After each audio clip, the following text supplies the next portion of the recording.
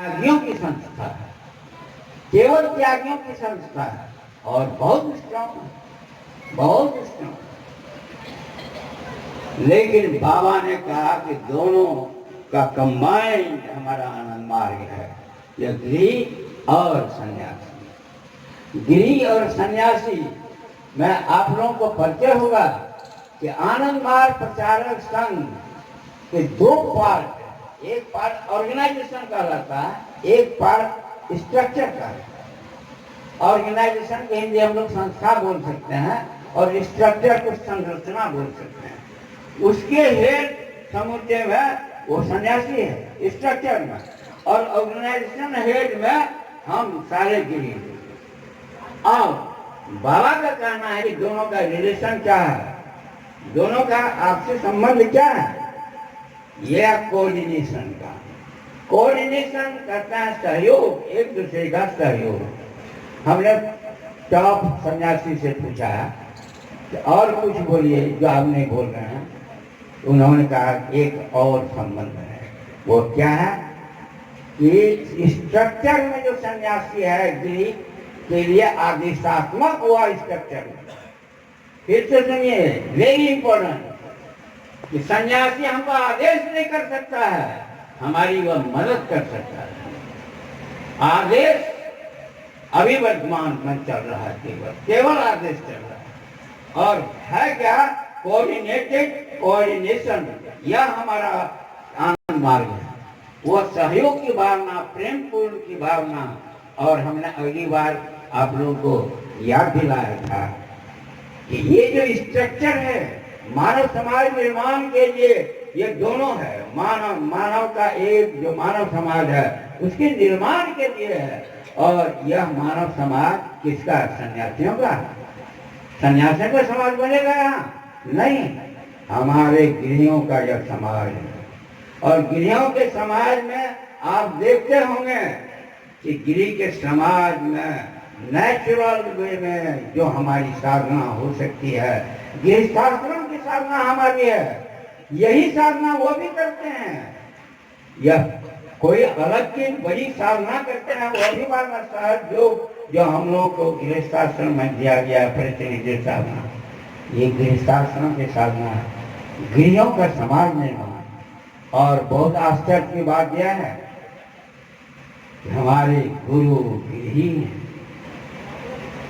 हमारा ऑर्गेनाइजेशन में एससीबी जो है वो ग्लोबल लेवल से ग्राम पंचायत तक ये केवल गिरियों की संस्था है। दूसरे का यहाँ अवकाश नहीं है कि इसके भीतर में कोई सन्यासी आ जाए। ये गिरियों की संस्था है, भक्ति प्रधान में जनरल है और एसीबी में पर्टिकुलर है। और स्पेशल जितने विंग्स हैं आनंद मार्ग के सबका एसीबी अलग अलग। और ये सलाहकार है, इस स्ट्रक्चर को हम लोग सलाह देने वाले आदमी हैं। वो गड़बड़ अगर करता है तो हम सलाह देकर रास्ते पर ले आएंगे। मैं आप लोगों का ध्यान इस ओर आकृष्ट करता, ये आनंद मार्ग है, ये कोऑर्डिनेटेड, यह कोऑपरेशन हमारे पास में है, वो हमको सलाह दे सकते हैं प्रेम पूर्वक। हाँ, मैं तो कहूँगा गरीब लोग तो अब तक उनको बड़े भाई का दर्जा देते रहे हैं। 16, 18, 20 वर्ष का सन्यासी आता है, 80 वर्ष का बूढ़ा आदमी उनको दगा करता है। क्या कम आदर की बात है? समाज में दादा किनको कहा जाता है? जो बड़े हैं हमसे उम्र में, जो बड़े हैं उनको दगा करते हैं। लेकिन वे लोग आते हैं तो देवता का आदर हम लोग देते ही हैं, उनको दादा कहते पुकारते हैं। लेकिन वो क्या करते हैं?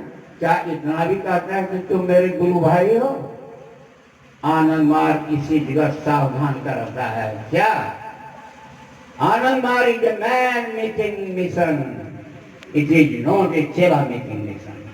आनंद मार्ग हमको स्पष्ट स्मरण दिलाता है कि आनंद मार्ग मनुष्य का निर्माण करने की संस्था है, चेला बनाने की संस्था यह नहीं है। लेकिन आप अपने मन से, दिल से पुकार करके यह बोलिए कि क्या यह चेला मेकिंग मिशन लोगों ने नहीं बना दिया है?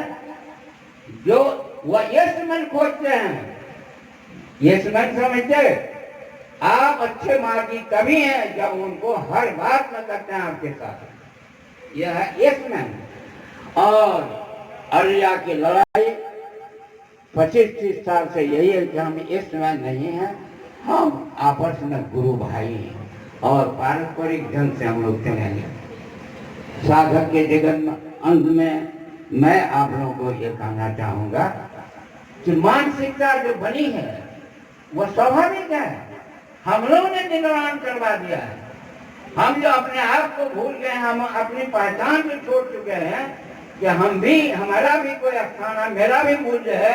गृह का सब कुछ करता धरता हम लोग हैं, वे हमारे हेल्पर हैं। इस बात को हमने जो भुला दिया है, इसी के कारण उनकी मानसिकता आगे बढ़ी है। एक बात आप जानते हैं, हम कचार के शायद हमारे एक संगीत साथी धर्मदेव भैया हम लोगों का साथ में, और हम लोग पढ़े, हम लोग पढ़ चुके हैं बौद्ध धर्म का डाउनफॉल। बौद्ध धर्म का डाउनफॉल के बारे में पहला जो काउज है, वह पहला काउज क्या था कि न्यूक्लियस बुद्ध हो गया। हम लोग हमेशा आदर्श का प्रचार करते हैं, व्यक्ति का प्रचार कम, यहाँ तक कि बाबा का भी प्रचार हम लोग नहीं करते हैं। ये न्यूक्लियस हमारा आइडियोलॉजी है, आदर्श है। बुद्ध में हो गया न्यूक्लियस, प्राण केंद्र बन गए बुद्ध। दूसरा डाउनफॉल का कारण था उनका सन्यासी और सन्यासिनी के बीच में करप्शन। ये नेचुरल है, साथ साथ जिस ढंग से उनका सब था, ये दूसरा बड़ा डाउनफॉल का कारण है। और इसको यह नहीं आने पावे, इसके लिए गृह को ही सावधान होना पड़ेगा। गृह को यह बहुत बड़ी रिस्पॉन्सिबिलिटी लेनी पड़ेगी।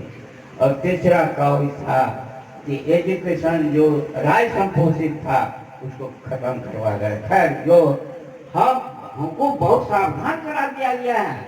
बाबा ने हमेशा हमेशा के लिए 1961 की बात कहते हैं, जब मैं आचार्य तो मैंने जो ग्रहण किया था उस समय, तो देखो मेरा प्रचार मत करोगे, आदर्श का प्रचार करो।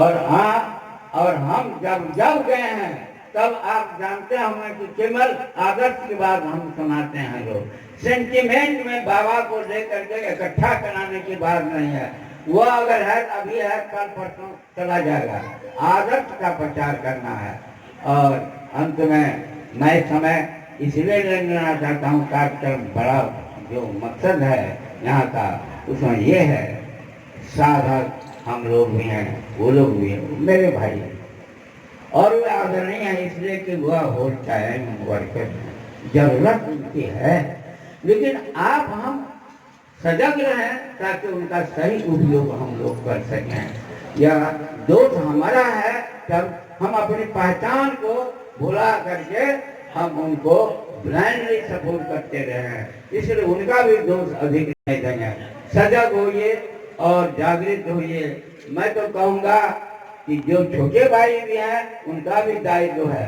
जब गुरु फंस गया संसार में, माया मच्छिंदर गोरखनाथ आता है गेट पर, बजाता है तबला, जाग मच्छिंदर गोरख आया, जाग मच्छिंदर गोरख आया, जाग मच्छिंदर गोरख आया। गृहियों का दायित्व इसी में आज के युग में आ पड़ा है। इन्हीं शब्दों के साथ